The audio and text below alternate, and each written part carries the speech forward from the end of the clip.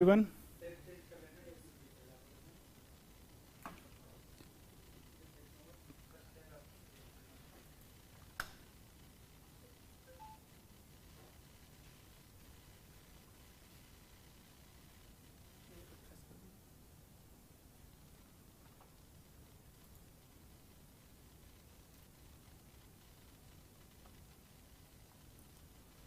Okay.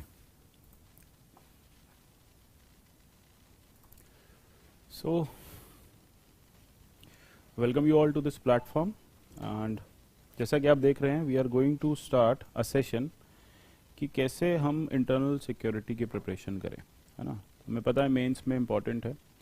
Important ऐसे है कि देखने में तो हमें लगता है 3 से 4 क्वेश्चन हैं, तो कई बार स्टूडेंट सोचते हैं कि 4 क्वेश्चन ही तुम्हें छोड़ देते हैं, क्या फ़र्क पड़ जाएगा। बट अगर आप मेंस में कट ऑफ देखोगे, कई बार स्टूडेंट ऐसे होते हैं 3-4 मार्क्स से रह जाते हैं। पूरी प्रिपरेशन की होती है, पूरा साल लगाया होता है, and then ultimately finally mains में 5 मार्क्स से इंटरव्यू कॉल नहीं आई, फाइनल सिलेक्शन रुक गया। तो ऐसे जगहों पे इंटरनल सिक्योरिटी जैसी चीज़ें बहुत काम आती है। और सबसे बेस्ट पार्ट इस सब्जेक्ट का पता है क्या है, बहुत छोटा सा है। मतलब आपको कुछ नहीं करना है इसके लिए, सिर्फ करंट अफेयर्स को थॉरली ब्रशअप करते जाना है। बाकी हम क्लासेस में देखेंगे कि क्या क्या इंपॉर्टेंट चीज़ें हैं, किस तरह से क्वेश्चंस पूछे जा रहे हैं। तो आज हम इस क्लास स्टार्ट कर रहे हैं, तो इसमें सबसे पहले हम ये समझेंगे कि प्रिपेयर कैसे करना है। जैसे कि बहुत सारे कोचिंग्स में क्या होता है कि टॉपिक कराया ही नहीं जाता है, वहाँ पे कह दिया जाता है खुद कर लेना, ठीक है। अब आपने इतनी फीस दी, फाइनली लास्ट में पता चला ये टॉपिक तो खुद ही करना है, और स्टूडेंट परेशान रहते हैं कि ठीक है खुद तो करना है पर क्या क्या चीज़ें करें इसमें हम। तो पहले समझने के लिए कि क्या क्या चीज़ें करनी है, हम क्या करेंगे, हम PYQs को देखेंगे। देखो, जब भी हम यूपीएससी की प्रिपरेशन करते हैं तो एक बहुत इंपॉर्टेंट चीज़ आपको ध्यान रखनी है। द वेरी इंपॉर्टेंट थिंग वो with regard to this preparation is कि आपको PYQs समझने हैं, चाहे वो प्रीलिम्स हो, चाहे वो मेंस हो, चाहे वो आपका ऑप्शनल हो। अगर आपने PYQs को ठीक से पढ़ा तो आपको ये आइडिया लग जाएगा कि यूपीएससी अब आपसे क्या पूछ सकती है, या एक पर्टिकुलर दिए हुए टॉपिक में से क्या क्या चीज़ें आ सकती हैं। अगर आप PYQs को थॉरली देखोगे तो आप न्यूज़पेपर्स को भी एनालाइज कर पाओगे। अब जैसे मैं आपको बोलूं कि इंटरनल सिक्योरिटी के लिए न्यूज़पेपर बहुत इंपॉर्टेंट है, आप मुझसे पूछोगे सर कौन सी बुक लें, किस ऑथर की बुक लें। मार्केट में बहुत सारी इस तरह की बुक्स हैं, लेकिन सबसे बड़ा प्रॉब्लम इंटरनल सिक्योरिटी की बुक के साथ ही आता है, अगर आप ले भी लेते हो तो अपडेशन नहीं होता है। और यूपीएससी हर ईयर मेंस में 3 क्वेश्चन 4 क्वेश्चन जो दे रही है वो थॉरली अपडेट होकर दे रही है। मतलब कुछ अभी हुआ 3-4 मंथ में आपसे पूछ लिया, अब आप बुकिश नॉलेज के साथ गए हो, आपको समझ ही नहीं आ रहा। क्यों? क्योंकि आपने न्यूज़पेपर या करंट से उसको कवर नहीं किया था। अब हम PYQs देख के ये समझेंगे कि किस तरह से हम यहाँ पे PYQs देख के हमारी जो बात समझ में आएगी कि किस तरह से हमें इस टॉपिक को प्रिपेयर करना है, और साथ साथ करंट अफेयर्स या न्यूज़पेपर में से क्या क्या चीज़ें हमारे लिए इंपॉर्टेंट है जो इंटरनल सिक्योरिटी में पूछी जा सकती हैं। ठीक है, तो चलिए सेशन स्टार्ट करते हैं। मेरा नाम कपिल सिक्का है, मैं पिछले 8 से 10 साल से यूपीएससी के स्टूडेंट्स को पढ़ाता हूँ। मैं pol science, international relation, internal security, polity जैसे इंपॉर्टेंट टॉपिक्स पढ़ाता हूँ। आपने मेरी बहुत सारी वीडियोस यूट्यूब पे इधर उधर देखी होंगी। अब सबसे पहले हम ये देखते हैं कि हम जब इंटरनल सिक्योरिटी की बात कर रहे हैं तो हम कौन से पेपर को टारगेट कर रहे हैं। मेंस को अगर हम ब्रॉडली डिवाइड करें, प्रीलिम्स अभी हम बात नहीं करेंगे, अगर मेंस के ब्रॉड डिवीजन की मैं आपसे बात करूं तो ये मुझे समझ में आ रहा है कि 4 पेपर यहाँ पे अभी इससे हटा देते हैं। GS 1, 2, 3, 4 है। पहले पेपर के बारे में हमें पता है, उसमें हिस्ट्री, ज्योग्राफी जैसी चीजें हैं। दूसरे में हमें पता है कॉन्स्टिट्यूशन, पॉलिटी, IR जैसी चीजें हैं। तीसरे में हमें पता है कि इकोनॉमी है, थॉरली करंट अफेयर्स से रिलेटेड है ये। देन उसके बाद साइंस टेक है, देन नेक्स्ट जो है वो आ जाता है आपका इंटरनल सिक्योरिटी।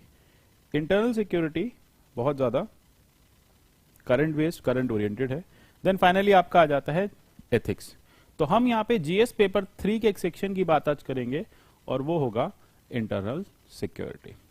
अब जैसा कि मैंने आपसे पूछा, या जैसा कि मैंने आपको बताया कि करंट अफेयर्स से आता है सब कुछ, सिलेबस एक बार समझेंगे, लेकिन ये सब समझने से पहले मैं आपसे कुछ क्वेश्चन पूछना चाहूंगा कि अगर मैं आपसे एक टर्म पूछूं इंटरनल सिक्योरिटी यानी आंतरिक सुरक्षा, तो क्या क्या चीजें आपको लगता है भारत के लिए, इंडिया के लिए थ्रेट है इंटरनल सिक्योरिटी के पर्सपेक्टिव से। मतलब इंटरनल सिक्योरिटी को लेके मैं आपसे पूछूं कि इंटरनल सिक्योरिटी हमें अगर अपनी स्ट्रेंथन करनी है, प्रोटेक्ट करनी है, बेटर करनी है, तो किन किन चीजों पे फोकस करोगे? इंटरनल सिक्योरिटी के लिए, इकोनॉमिक क्राइम्स पे चलो, और साइबर सिक्योरिटी। सबसे पहले तो ऐसे समझो ना, देखो सिक्योरिटी को दो पार्ट्स में डिवाइड करो। जब भी हम सिक्योरिटी के डिवीजन की बात करेंगे तो हम दो पार्ट्स में उसको डिवाइड कर लेंगे। दो पार्ट्स कैसे आएंगे? सबसे पहला, आप फिजिकल इंफ्रास्ट्रक्चर की बात करोगे, ऐसा इंफ्रास्ट्रक्चर जो हमें दिखता है, जो हमें समझ में आता है, जिसको हम गार्ड कर सकते हैं ना, जैसे कि आपके बॉर्डर्स, जैसे कि आपके इंपॉर्टेंट एसेट्स। ठीक है, तो सबसे पहला आ जाएगा, जब हम सिक्योरिटी की बात करेंगे या इंटरनल की बात करेंगे, तो हम सबसे पहले बात करेंगे बॉर्डर मैनेजमेंट की। यही बात करेंगे भाई, फिजिकल है, ये देख सकते हो, यहां तक, यहां से यहां तक हमारा बॉर्डर है, ये हमारी लाइन और लेंथ है कंट्री की। दूसरा जब हम बात करेंगे वो हम करेंगे इनटेंजिबल, मतलब ऐसा जिसको आप छू नहीं सकते लेकिन वो एग्जिस्ट करता है, जैसे कि साइबर, जैसे कि हमारे बैंकिंग ग्रिड्स, बैंकिंग सेक्टर, जैसे कि हमारे कोई न्यूक्लियर प्लांट का ग्रिड है ना। जैसे ईरान में बहुत फेमस इंस्टेंस हुआ था कि जब यूएस ने अटैक किया था तो उसने वहां के न्यूक्लियर ग्रिड पे अटैक कर दिया था और ईरान को पता भी नहीं चला। ठीक है, अब जैसे कि आपके इलेक्ट्रॉनिक ग्रिड पे, आपके नेट ग्रिड पे अटैक हो जाए तो देश भर की बिजली जो है उड़ाई जा सकती है। ठीक है, क्रिपल किया जा सकता है, बिजली को बंद की जा सकती है। कैसे? भारत के बाहर बैठ के भी। ठीक है, तो एक तो हमारा हो गया ऐसे लोग जो हमें बॉर्डर पे दिख रहे हैं, जिन्हें आने से रोकना है, इंटरनल सिक्योरिटी का थ्रेट है। एक विद इन द कंट्री जो थ्रेट आते हैं कि टेररिस्ट जो हैं वो देश में घुस गए हैं, अब विद इन द कंट्री उनको, इसको हमें उसको डिफ्यूज करना है। और एक है जो बॉर्डरलेस वॉर चल रही है भारत के साथ, बैठे पाकिस्तान में है, वहां से अटैक कर रहे हैं, बैठे दुनिया की एक ऐसी जगह पे है जहां से हम ट्रेस नहीं कर पा रहे, ट्रैक नहीं कर पा रहे, लेकिन अटैक हो रहा है। आपको पता नहीं कौन अटैक कर रहा है, दिख नहीं रहा है आपको, वो क्या है? एनोनिमस है। ठीक है, लेकिन वो अटैक कर सकते हैं। तो इस तरह से इंटरनल सिक्योरिटी जो है वो ब्रॉडर पर्सपेक्टिव में डिवाइड होगी। अब यूपीएससी को भी ये बात पता थी कि इंटरनल सिक्योरिटी की यही सब पैराडाइम्स होंगे। तो यूपीएससी ने क्या किया? यूपीएससी ने सिलेबस को इसी तरह से डिवाइड किया। उसने कहा सबसे पहले तो हम पढ़ेंगे linkages between development and spread of extremism, मतलब एक्सट्रीमिज्म के बढ़ने के पीछे का हम कारण ढूंढेंगे विकास में। क्योंकि देश में कई जगहों पे विकास नहीं हुआ तो लोगों ने एक्सट्रीमिज्म स्टार्ट कर दिया। एक्सट्रीमिज्म जब मैं टर्म यूज करता हूं, शब्द यूज करता हूं, तो क्या मतलब होता है एक्सट्रीमिज्म का? एक्सट्रीमिज्म का मतलब होता है किसी एक्सट्रीम एंड पे जाना, मतलब क्या करना? वायलेंस करना। एक्सट्रीमिज्म का क्या मतलब हो गया? कि आपने क्या किया? आपने वायलेंस किया। अगर मैं अब इसको और सिंपल करूं और पूछूं कि क्या नक्सलिज्म एक्सट्रीमिज्म है? नक्सलिज्म को मानोगे? भाई नक्सलाइट क्या करते हैं? बॉम्ब से उड़ा देते हैं, है ना? तो क्या हुआ? एक्सट्रीमिज्म है। और वो क्यों नक्सल बने? तो वो कहते हैं कि हमारे यहां विकास नहीं पहुंचा, डेवलपमेंट नहीं पहुंचा, इसलिए हमें बंदूकें उठानी पड़ी। तो यूपीएससी ने आपके सिलेबस की पहली लाइन ये डाल दी कि लिंकेज बताओ, ठीक है, जोड़ो कि किस तरह से डेवलपमेंट जो है वो कारण है एक्सट्रीमिज्म का। मतलब डेवलपमेंट का ना होना, विकास का ना होना कारण है एक्सट्रीमिज्म का। समझ में आ रहा है? दूसरा है जो पूछा गया है, एक्सटर्नल स्टेट और नॉन स्टेट एक्टर्स किस तरह से भारत की इंटरनल सिक्योरिटी के लिए थ्रेट हैं। अब मैं टर्म आपको बताऊं एक्सटर्नल स्टेट, तो उससे पहले हम समझेंगे स्टेट क्या होता है। स्टेट क्या होता है भाई? राज्य। कौन सा वाला राज्य? यूपी बिहार। पॉलिटी में स्टेट, कंट्री को हम कहेंगे, ठीक है, हमें उसकी बात कहेंगे। इंडिया को हम पॉलिटी में फंडामेंटल राइट्स के लिए क्या मानेंगे? कि वो स्टेट है। तो अगर मैं क्या कहता हूं कि स्टेट क्या है? एक एक्टर है, कारक है ना, एक करता है, कारक नहीं, करता है। तो क्या हुआ? मतलब स्टेट कुछ एक्शंस करता है, आप लोगों को फंडामेंटल राइट्स देता है। तो आपके लिए भारत सरकार क्या है, या पूरा का पूरा जो सेटअप है हमारा वो क्या है? स्टेट है। ठीक है, अब इसमें अगर एक टर्म यूपीएससी ने लिख दिया कि भारत की इंटरनल सिक्योरिटी को किस तरह से नॉन स्टेट एक्टर से थ्रेट है, तो नॉन स्टेट कौन हुआ?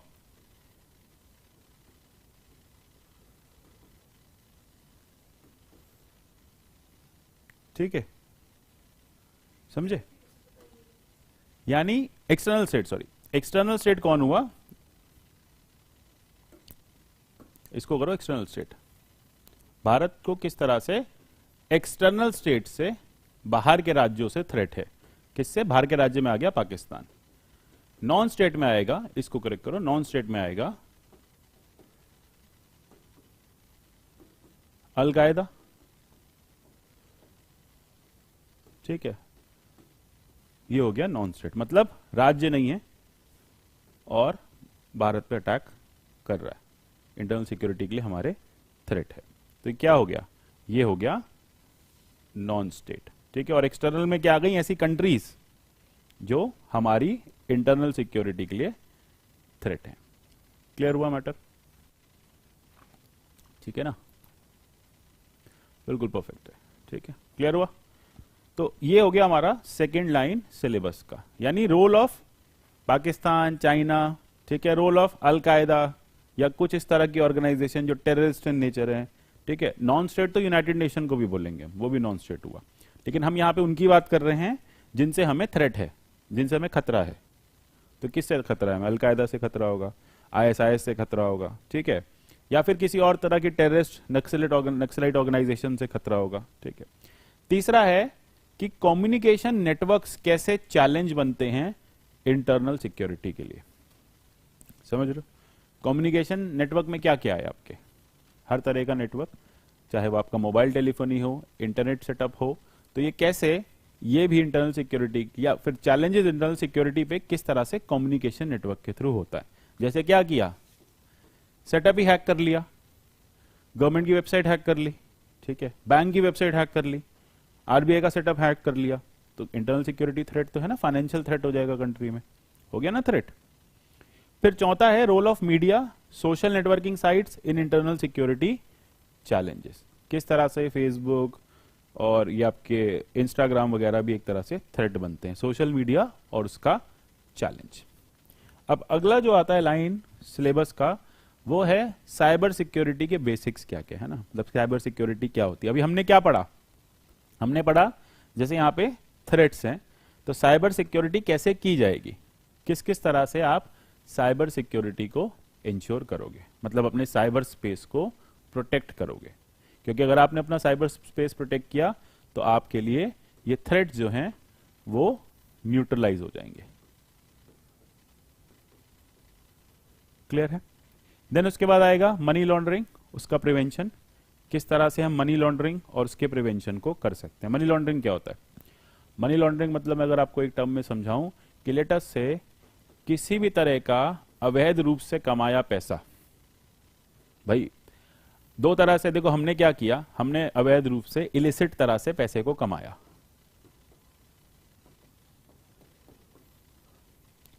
फिर हमने उसको अगर बैंक में डाला तो बैंक क्या करेगी, बैंक को पता, सरकार को पता चल जाएगा तो टैक्स ले लेंगे, ठीक है। आपने कोई भी पैसा कमाया, आपने वैध रूप से पैसा कमाया, पहले ये समझते हैं, ठीक है।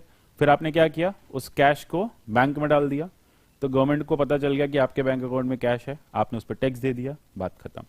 लेकिन अगर वो पैसा आपने किसी भी इलीगल मीन से कमाया है, आपने वो पैसा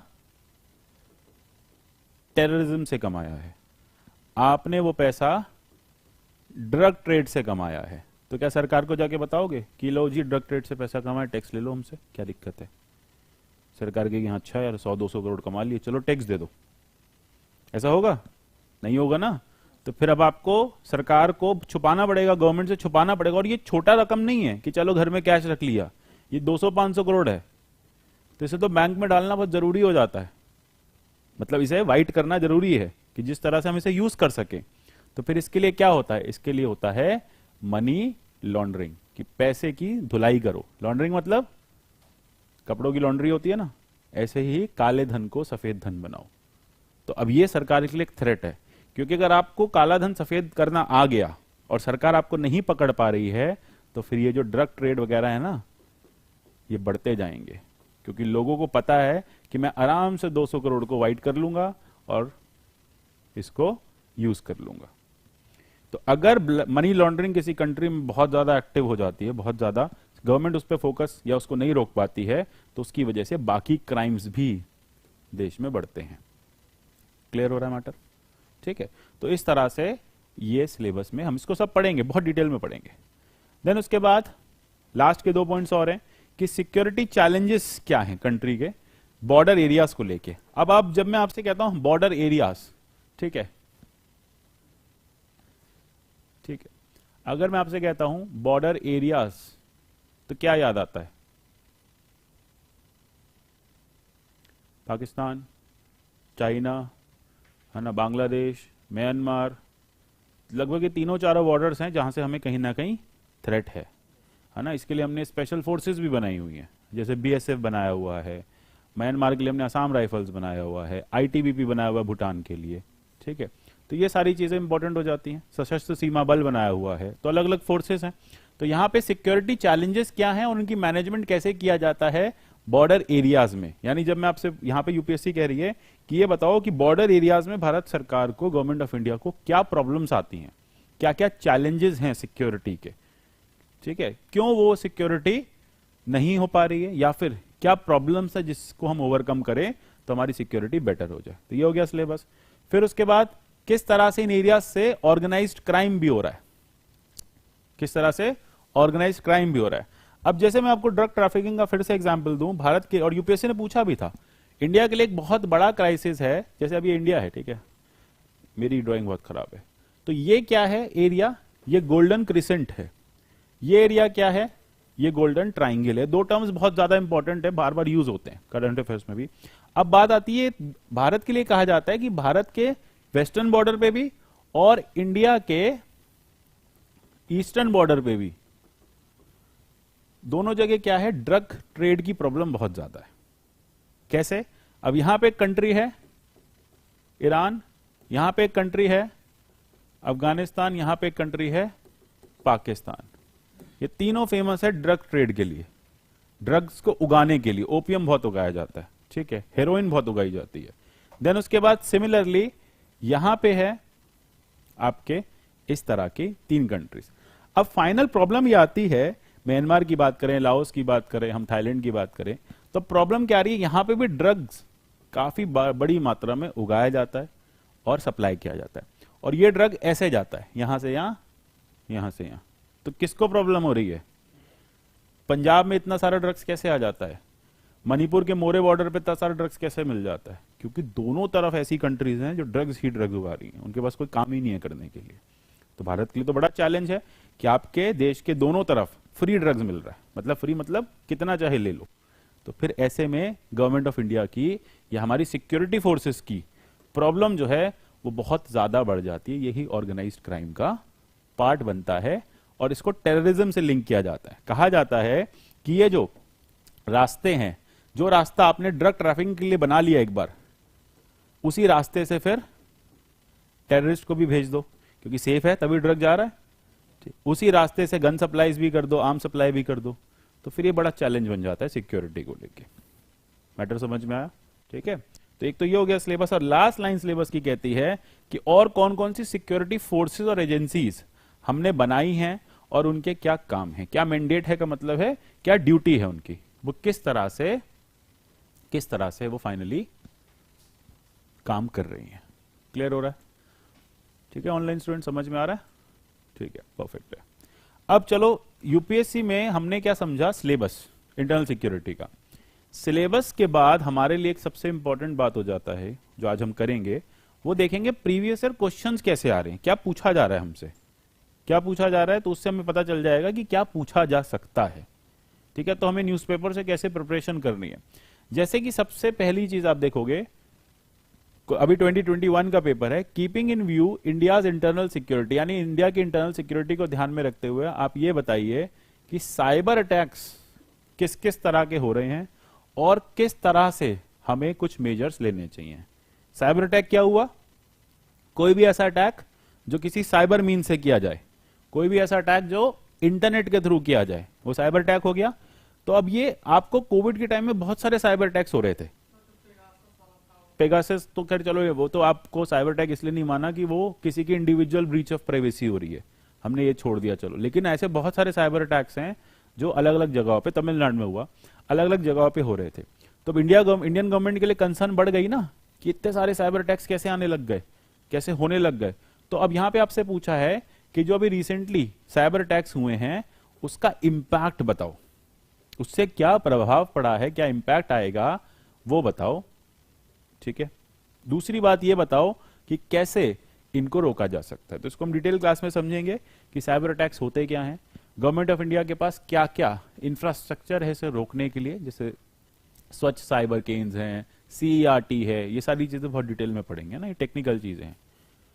सर्ट इन है, ये सारे काम ये क्या करती हैं एजेंसीज, ये साइबर अटैक्स को एनालाइज करती हैं और उनको डिफ्यूज करने की, उनको रोकने की कोशिश करती हैं। ठीक है, सिमिलरली दूसरा क्वेश्चन है मल्टी डायमेंशनल चैलेंज बताओ external state and non state actors का। अभी अभी हमने सिलेबस में पढ़ा, एक्सटर्नल स्टेट में क्या क्या आ गया, क्या आएगा, पाकिस्तान, चाइना। नॉन स्टेट में क्या आ जाएगा भारत के लिए, ISIS जैसे ऑर्गेनाइजेशंस। ठीक है, अब इनके इंटरनल सिक्योरिटी पे क्या प्रभाव है, क्या चैलेंजेस हैं हमारे। ठीक है, देन उसके बाद ये भी बताओ कि कैसे इनको रोका जाए। तो सिंपल है क्वेश्चन, देख रहे हो, जैसा इंटरनल सिक्योरिटी का बेस्ट पार्ट क्या है, जैसा सिलेबस दिया वैसे ही क्वेश्चन पूछ लेते हैं, क्योंकि ज्यादा पूछने के लिए कुछ है नहीं। और लेकिन हर साल अराउंड आप मान के चलो 30 से 45 मार्क्स का मेंस में आपको मिल जाएगा, या तो 3 150 होंगे, ठीक है, या 2 20 मार्क्स के होंगे, 1 15 का होगा। तो आप 30 से, या तीनों 15 के हो जाए तो ऐसा हो जाए, तो आपके 30 से 40 मार्क्स तो कहीं नहीं गए इंटरनल सिक्योरिटी से। तो इसलिए ना लोग इसको अवॉइड कर देते हैं, छोड़ करते नहीं है, लेकिन ये बहुत भारी पड़ता है, फिर बाद में मार्क्स नहीं आते। फिर तीसरा है कि टेररिज्म के बारे में बताओ, ठीक है, एनालाइज करो। फिर उसके बाद लिंकेजेस बताओ टेररिज्म के, क्या कॉजेज हैं, ठीक है, और क्या ऑब्नॉक्शियस नेक्सस है, मतलब टेररिज्म बाकी कंट्रीज के साथ किस तरह से मिलके भारत के लिए क्राइसिस क्रिएट कर रहा है। ठीक है, हमें भी पता है टेररिज्म कहां से आता है। देन उसके बाद ये बताओ, चलो वो तो ठीक है, ये टेररिज्म की जो प्रॉब्लम है इसे कैसे इरेडिकेट किया जाए, टेररिज्म कैसे जाएगा, जल्दी से बताओ।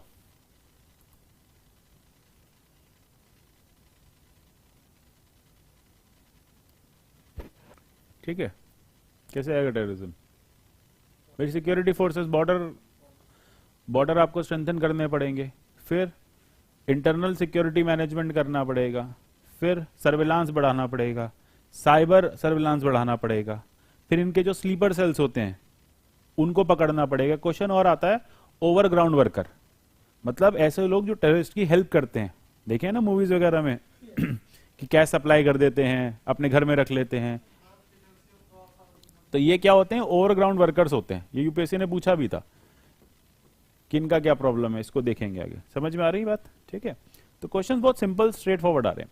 जैसे कि दूसरा एक और पूछा गया, साइबर क्राइम्स कितने तरह के होते हैं, हम इसको बहुत डिटेल में पढ़ेंगे किस किस तरह के साइबर क्राइम्स होते हैं।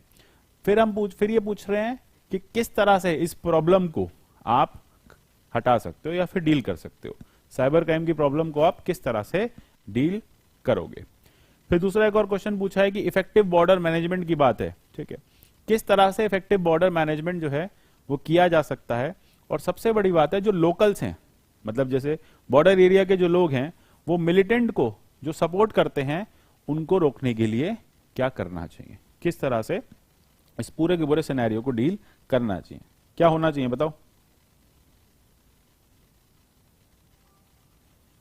कोई आइडिया।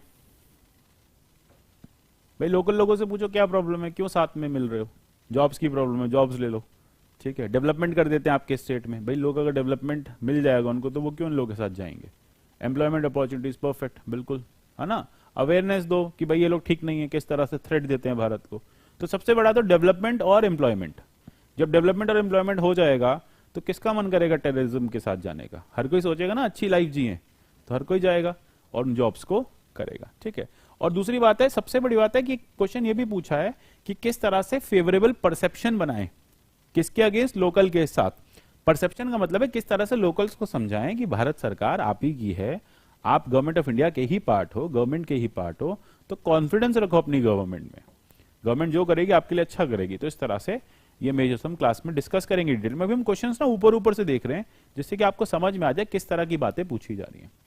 अब जैसे एक लेफ्ट विंग एक्सट्रीमिज्म पे क्वेश्चन आपको हर 2-3 साल में मिल जाता है। क्या होता है लेफ्ट विंग एक्सट्रीमिज्म? इसी को हम कहते हैं नक्सलिज्म। ऐसा एक्सट्रीमिज्म जो लेफ्ट आइडियोलॉजी वाले करते हैं, एक्सट्रीम लेफ्ट वाले, है ना, सीपीआई, मार्क्सिस्ट लेनिनिस्ट, इस तरह के लोग, Maoist, CPI Maoist, Marxist Leninist नहीं, सीपीआई माओइस्ट। तो इस तरह के लोग जो करते हैं वो क्या होगा, आपका लेफ्ट विंग एक्सट्रीमिज्म। तो यही पूछा गया है कि क्या रीजन है इसके, किस तरह से गवर्नमेंट ऑफ इंडिया इसको टैकल करे और किस तरह से अफेक्टेड एरियाज में इनके लिए हम कुछ बेटर सिचुएशन लाए। फिर है इंटरनल सिक्योरिटी थ्रेट्स की बात, कि बताओ कौन कौन से इंटरनल सिक्योरिटी थ्रेट्स हैं भारत को, और ट्रांस बॉर्डर क्राइम्स कौन कौन सी कंट्री से, म्यांमार, बांग्लादेश, पाकिस्तान। साथ में यह भी बताओ कि कौन कौन सी फोर्सेस यहां पे काम कर रही हैं। तो इसके लिए आपको पता होना चाहिए कि बांग्लादेश, पाकिस्तान, ठीक है, म्यांमार, कौन कौन सी फोर्सेस कहां कहां के लिए डिप्लॉय की गई हैं। ठीक है, क्लियर है, समझ में आ रहा है। तो ये 2020 के क्वेश्चन हमने देखे। फिर अच्छा, उस साल जमात इस्लामी के बैन की बात हुई तो उस पर क्वेश्चन पूछ लिया। ओवरग्राउंड वर्कर, मैंने अभी आपको बताया क्या होता है ओवरग्राउंड वर्कर, ऐसे लोग जो नक्सलाइट्स की हेल्प करते हैं, जो टेररिस्ट की हेल्प करते हैं, ठीक है, उनको कैश सप्लाई करना, उनको घर में जगह दे देना, ठीक है, तो ये क्या होते हैं ओवरग्राउंड वर्कर। तो यही पूछा गया है कि किस तरह से इनके रोल को आप डिफ्यूज कर सकते हो, किस तरह से इनको आप स्लीपर सेल्स कह सकते हो। स्लीपर सेल तो देखो बिल्कुल हो सकता है, लेकिन स्लीपर सेल कई बार ना एक्टिवेट हो जाते हैं, वो डायरेक्ट इन्वॉल्व भी हो जाते हैं। ठीक है, क्लियर है। देन एक केरला का था साइबर डोम, वो उस साल का करंट अफेयर्स था। साइबर डोम प्रोजेक्ट केरला गवर्नमेंट का आया था, तो वो आपसे पूछ लिया। और ये पूछा किस तरह से इंटरनेट क्राइम्स को रोका जा सकता है। ये ना आईपी एड्रेस वगैरह ट्रैक कर रहे हैं, जैसे जामताड़ा देखा है, उसमें क्या होता है भाई, साइबर क्राइम्स होते हैं और पता ही नहीं चलते, क्योंकि फ्रॉड सिम कार्ड्स होते हैं या किसी ऐसे पर्सन के नाम सिम कार्ड्स होते हैं जो एग्जिस्ट नहीं कर रहा होता, गलत एड्रेस पे लिए होते हैं। ठीक है, तो ये साइबर ड्रोन प्रोजेक्ट इसी तरह के साइबर थ्रेट्स या तो इंटरनल हो, ठीक है, या फिर एक्सटर्नल थ्रेट्स हैं बाहर से, इन सबको ट्रैक करता है और इन सबको डिफ्यूज करता है, इनको, ठीक है, कोशिश करता है। ये पूछा गया था साइबर ड्रोन प्रोजेक्ट क्या है और किस तरह से ये इंटरनेट क्राइम्स को रोका जा सकता है। तो उसको हम डिटेल समझेंगे क्लास में कि केरला का कैसे ये मॉडल काम कर रहा था। देन उसके बाद यूएपीए की बात, क्योंकि उस टाइम एक अमेंडमेंट की बात चल रही थी, तो Indian government has recently strengthened, amendment किया 2019 में, इसलिए क्वेश्चन 18 में अमेंडमेंट आया, 2019 में क्वेश्चन पूछ लिया आपसे। चेंजेस पूछने की बात की गई थी कि क्या क्या हुए हैं एनआईए और यूएपीए में। ठीक है, नाम सुना एनआईए का, इन्वेस्टिगेशन एजेंसी है ना भारत की। फिर UAPA unlawful activities prevention act, यानी गवर्नमेंट ऑफ, ये क्या है, ये एक तरह से प्रिवेंटिव डिटेंशन एक्ट है। ठीक है, या फिर आप सरकार को लगता है कोई पर्सन जो है अनलॉफुल एक्टिविटीज में इन्वॉल्व है तो उठा के उस पर यूएपीए लगा दिया। एक बार यूएपीए लग गया तो मुश्किल हो जाता है उसको रिलीज करना या उसको बेल लेना। ठीक है, तो ये सारी चीजें पढ़ेंगे डिटेल में, ये स्पेसिफिक लॉज हैं उसके साथ ही पढ़ेंगे क्या क्या चेंजेस गवर्नमेंट ने किए और क्यों एग्जैक्टली ह्यूमन राइट्स वाले लोग फिर बोलने लगे कि भाई इससे लोग ह्यूमन राइट्स जा रहे हैं, आपने बहुत ज्यादा पावर ले ली सरकार ने। देन उसके बाद cross border movement of insurgent is only one of the several security challenges facing the policing of border in north east. अब नॉर्थ ईस्ट के बॉर्डर के साथ क्या है, अगर आप नागालैंड के बॉर्डर को देखो, अगर आप मणिपुर के बॉर्डर को देखो, तो यहाँ पे ना म्यांमार से लोगों का आना जाना बहुत आसान है, बॉर्डर ओपन है थोड़े। नागालैंड में तो एक ऐसा शहर, एक ऐसा गांव भी है, ठीक है, जिसपे आधे लोग इस बॉर्डर के साइड रहते हैं, आधे लोग उधर रहते हैं बॉर्डर के, और एक दूसरे के घर आते जाते रहते हैं, ओपन एकदम बॉर्डर है। ठीक है, तो इस तरह से लोंगवा करके एक गांव है लोंगवा, इस तरह से अब गवर्नमेंट की तो देखो टेंशन बढ़ जाती है ना, बॉर्डर या तो बंद कर दिया तो उसको मैनेजमेंट करना आसान हो जाता है, लेकिन अगर बॉर्डर ओपन है, क्रॉस बॉर्डर मूवमेंट, तो फिर लोगों, अब लोग तो आ जा रहे हैं लेकिन साथ में कौन आ रहे हैं, इंसर्जेंट्स भी साथ साथ घूम रहे हैं, तो इसके लिए क्राइसिस बढ़ जाती है। यही पूछा है कि एक सेवरल सिक्योरिटी चैलेंज है, one of the several security challenge है पुलिस का नॉर्थ ईस्टर्न रीजन में। अब ये बताओ कि किस तरह से ये चैलेंज जो है वो इमिनेट हो रहा है और क्या क्या उसको हमें रोकने के लिए करना पड़ेगा। तो जब हम नॉर्थ ईस्ट पढ़ेंगे तो उसमें म्यांमार बॉर्डर के साथ इस बात को समझेंगे कि किस तरह से बॉर्डर पेट्रोलिंग की जा सकती है, क्या क्या यहाँ पे गवर्नमेंट ऑफ इंडिया के पास या हमारी सिक्योरिटी फोर्सेस के पास तरीके हैं। देन उसके बाद लेफ्ट विंग एक्सट्रीमिज्म एक डाउनवर्ड ट्रेंड लेके आ रहा है। ये 2018 में होम मिनिस्ट्री की रिपोर्ट आई थी, उन्होंने कहा था कि जो लेफ्ट विंग एक्सट्रीमिज्म है वो पहले जहां 250 डिस्ट्रिक्ट्स में होता था, अब वो कम होके 86-85 डिस्ट्रिक्ट्स में रह गया। मतलब बहुत ज्यादा डाउनफॉल आया है किसमें, इसी को हम कहते हैं नक्सलिज्म। ठीक है, तो यहां पे यही पूछा है किस तरह से डाउनवर्ड ट्रेंड लेके आ रहा है, लेकिन अभी भी बहुत सारे एरियाज को कंट्री में इंपैक्ट कर रहा है। अब आप एक्सप्लेन करो गवर्नमेंट ऑफ इंडिया की अप्रोच किस तरह से एलडब्ल्यूई को हम कैटर कर सकते हैं। जैसे मैं आपसे पूछूं किस तरह से कर सकते हैं, बताओ। सबसे बड़ा प्रॉब्लम डेवलपमेंट का, जॉब्स का, एजुकेशन का, ठीक है, ये तीनों चीजें। फिर उनके अपने जो जल, जंगल और जमीन के इश्यूज हैं ट्राइबल्स के, वो रिजॉल्व करना। फिर एक हम कॉन्सेप्ट पढ़ेंगे पंचायत का पैसा, उसका स्ट्रेंथन इम्प्लीमेंटेशन, उसको इम्प्लीमेंट करना, यानी ट्राइबल्स को उनके राइट्स देना। तो जब ये सारी चीजें हो जाएंगी तो फिर नक्सलिज्म की प्रॉब्लम जो है वो सॉल्व होने लगेगी, और हो ही गई है, बहुत हद तक हो गई है। ठीक है, देन फिर डेटा सिक्योरिटी वाला इसको हम समझेंगे। ये 2018 का पुराना क्वेश्चन है, अब ये बहुत ज्यादा इंपॉर्टेंट नहीं है। फिर सबसे ज्यादा देखो, मैंने अभी आपको बताया था ना कि इंडिया जो है वर्ल्ड के 2 सबसे बड़े इलिसिट ओपियम ग्रोइंग एरियाज के दोनों तरफ रहता है, golden crescent and golden triangle. तो ऐसे में गवर्नमेंट ऑफ इंडिया के पास क्या क्या तरीके हैं, कैसे, ये हो गया। अच्छा, इसकी वजह से क्या है, ड्रग ट्रैफिकिंग बढ़ रहा है, इलिसिट एक्टिविटीज बढ़ रही हैं, गन रनिंग बढ़ रही है। मैंने आपको क्या बताया, एक बार आपने ड्रग्स को ट्रांसफर करने का रूट ढूंढ लिया तो फिर उसी रूट से बाकी क्राइम्स भी शुरू हो जाते हैं। तो यही पूछ लिया कि वहीं से गन रनिंग हो रही है, वहीं से मनी लॉन्ड्रिंग हो रही है, वहीं से ह्यूमन ट्रैफिकिंग हो रही है, तो इसको गवर्नमेंट कैसे रोके, क्या क्या मेजर्स ले इसको रोकने के लिए। देन 2017 में पोटेंशियल थ्रेट्स साइबर अटैक के, और किस तरह से इसको, क्वेश्चन रिपीट हुआ फिर से। तो हर साल आप देख रहे हो साइबर अटैक पूछ रहे हैं, every year, every second year क्या हो रहा है, साइबर अटैक पे क्वेश्चन आ रहा है। तो साइबर अटैक पे क्वेश्चन इंटरनल सिक्योरिटी में हमें करके जाना है। हमने क्वेश्चन कर लिया अच्छे से, तो हमें एटलीस्ट 15 मार्क्स 10 मार्क्स का हमारा एक क्वेश्चन डन हो गया। तो साइबर अटैक हो गया। फिर उसके बाद आप नॉर्थ ईस्ट का क्राइसिस देख रहे हो, वो भी फिर पूछ लिया कि नॉर्थ ईस्ट में क्या इश्यूज हैं। वहां पे पूछा था म्यांमार से कि म्यांमार के साथ कैसे बॉर्डर मैनेजमेंट करें। यहां से आपसे पूछ लिया कि नॉर्थ ईस्ट में किस तरह से आर्म्ड इंसर्जेंसी इतने समय से सरवाइव कर रही है, क्या रीजंस हैं, इतनी लंबी चल गई नॉर्थ ईस्ट में आर्म्ड इंसर्जेंसी। इंसर्जेंसी क्या होता है,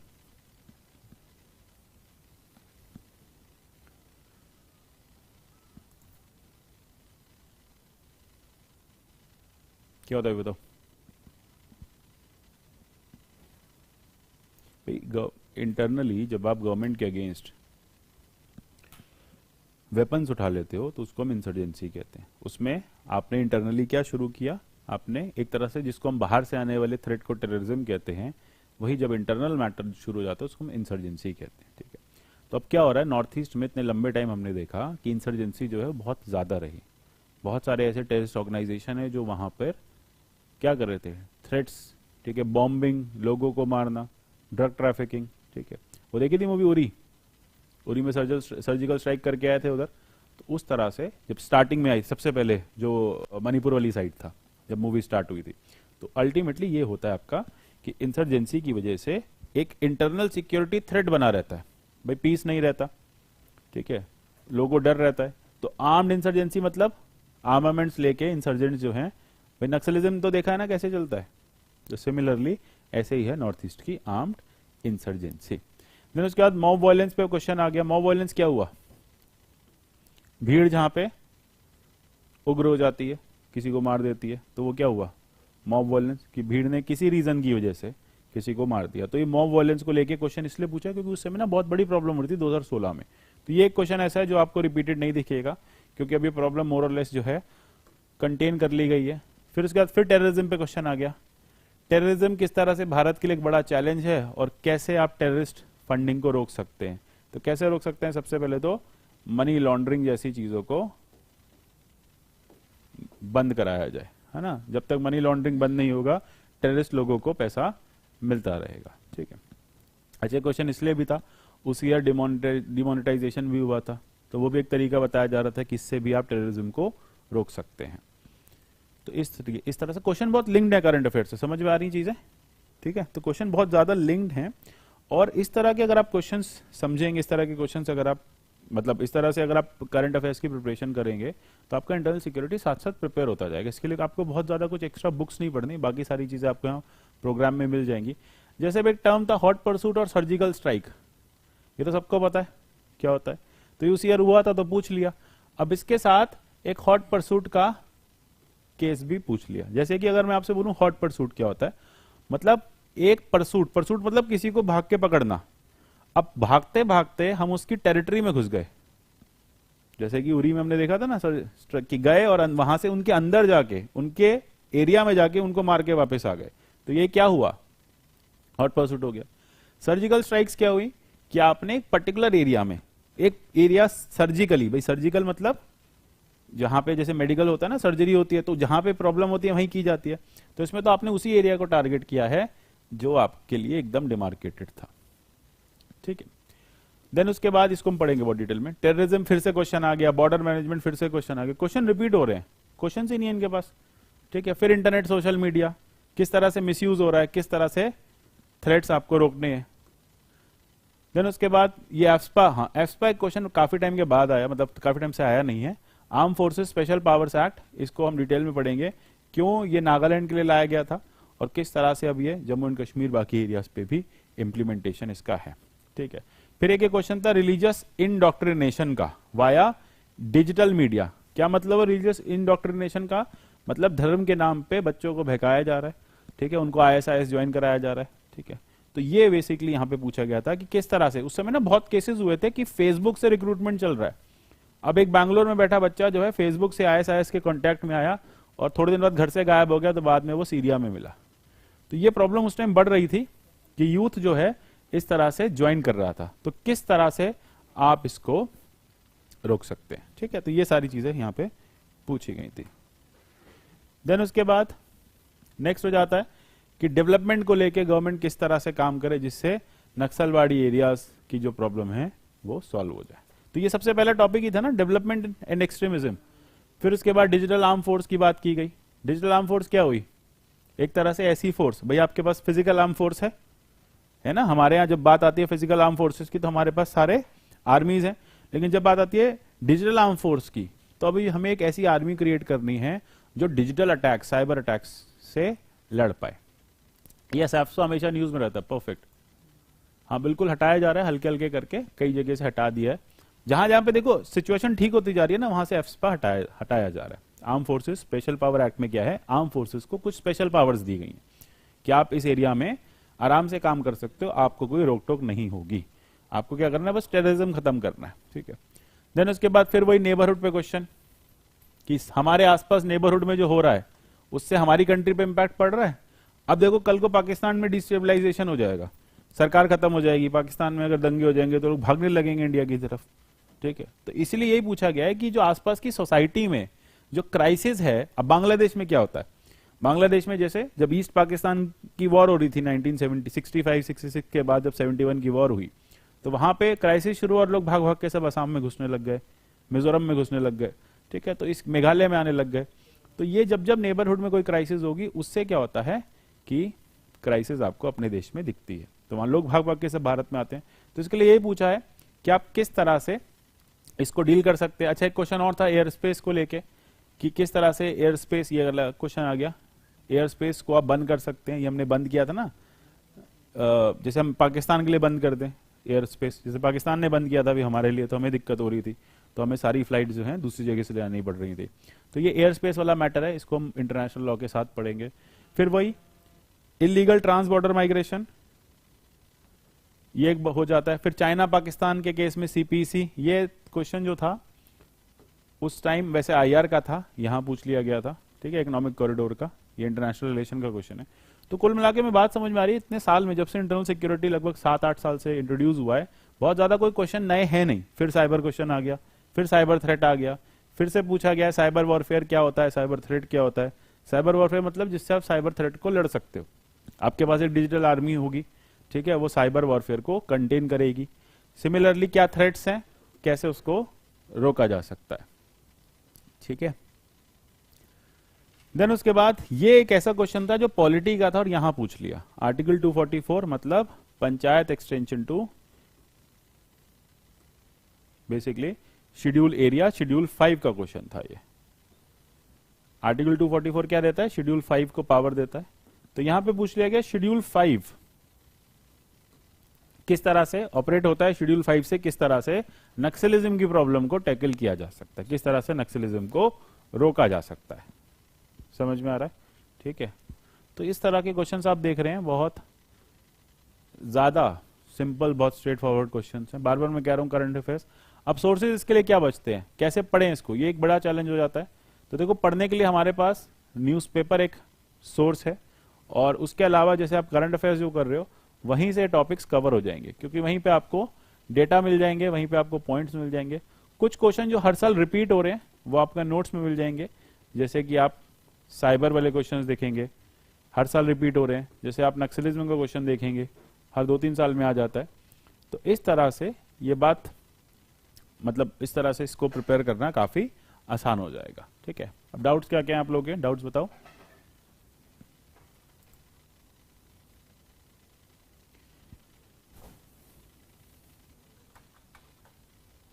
कोई डाउट?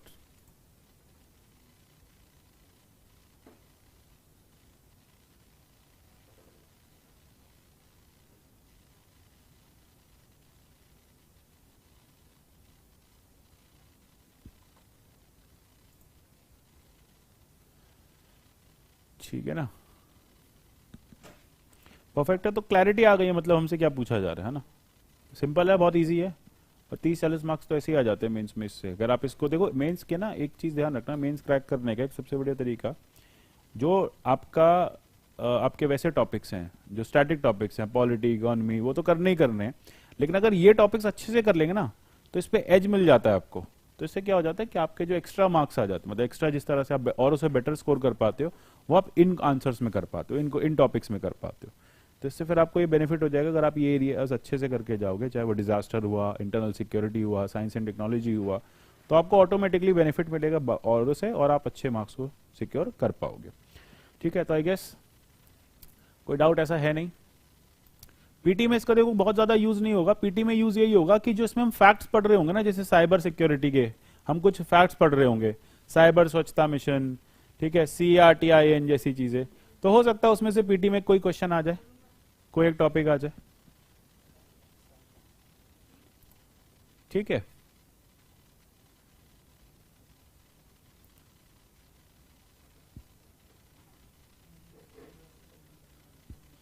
करंट अफेयर्स आपको देखो पढ़ना है जुलाई से लेके, मतलब लास्ट जुलाई से। अब जैसे इस जुलाई से अगर आप 2023 के लिए जा रहे हो ना, तो आप इस जुलाई से करंट अफेयर्स को कर लेना।